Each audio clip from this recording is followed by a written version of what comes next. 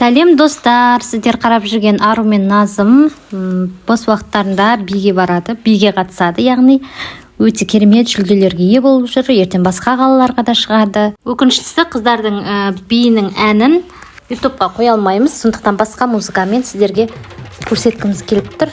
Қарап бағалап кетіңіздер.